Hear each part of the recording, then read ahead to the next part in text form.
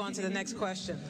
Governor, you said in July that you would have to, someone would have to explain to you exactly what it is the Vice President does every day. You, Senator, said you would not be Vice President under any circumstances. Now, maybe this was just what was going on at the time. But tell us now, looking forward, what it is that you think the Vice Presidency is worth now. Okay, in my comment there, it was a lame attempt at a joke, and yours was a lame attempt at a joke too, I guess, because nobody got it. Of course we know what a Vice President does. You didn't get yours or mine? Either. Which one didn't they get? Mine. No. No, of course we know what a Vice President does.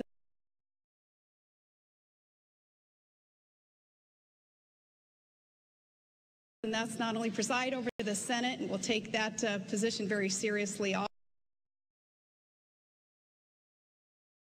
Also, I'm thankful that the Constitution would allow a bit more authority given to the Vice President also, if that Vice President so chose to exert it in working with the Senate.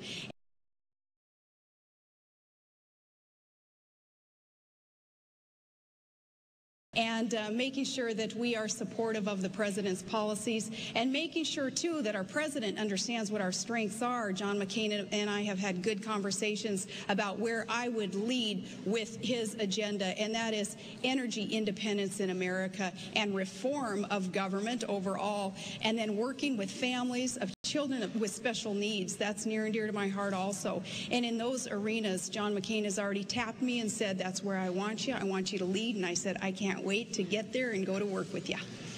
Senator. Gwen, I hope we'll get back to education, because I don't know any government program that John is supporting, not early education, more money for it. The reason No Child Left Behind was the money was left behind. We didn't fund it. But we can get back to that, I assume. With regard to the role of the Vice President, I had a long talk, as I'm sure the governor did, with her principal, in my case with Barack. And let me tell you what Barack asked me to do. I have a history of getting things done in the United States Senate. John McCain would acknowledge that. My record shows that. On controversial issues, I would be the point person for the legislative initiatives in the United States Congress for our administration. I would also, when asked if I wanted a portfolio, my response was no, but Barack Obama indicated to me he wanted me with him to help him govern. So every major decision he'll be making, I'll be sitting in the room to give him my best advice. He's president, not me. I'll give my best advice. And one of the things he said early on when he was choosing, he said he'd pick someone who had an independent judgment and wouldn't be afraid to tell him if he disagreed. That is sort of my reputation, as you know.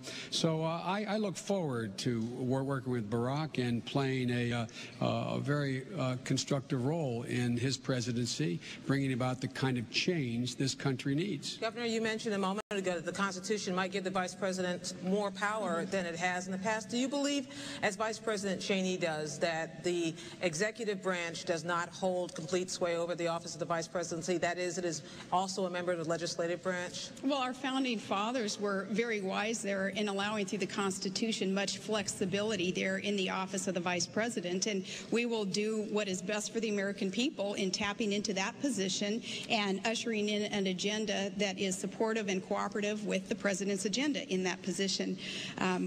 Yeah, so I do agree with him that we have a lot of flexibility in there, and we'll do what we have to do to administer very appropriately the plans that are needed for this nation. And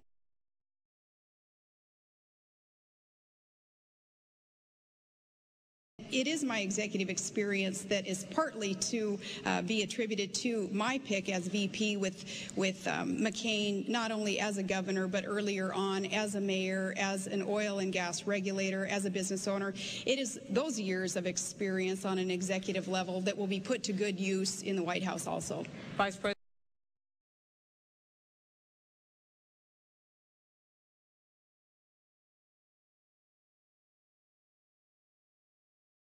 Cheney interpretation of the Vice Presidency? Vice President Cheney's been the most dangerous Vice President we've had probably in American history.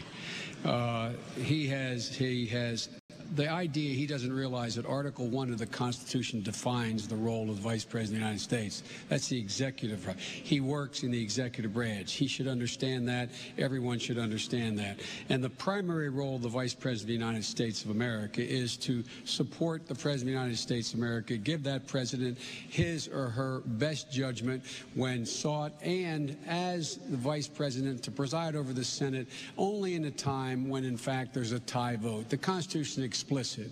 The only authority the Vice President has from a legislative standpoint is to vote. Only when there is a tie vote. He has no authority relative to the Congress. The idea he's part of the legislative branch is a bizarre notion invented by Cheney to aggrandize the power of a unitary executive, and look where it's gotten us. It has been very dangerous.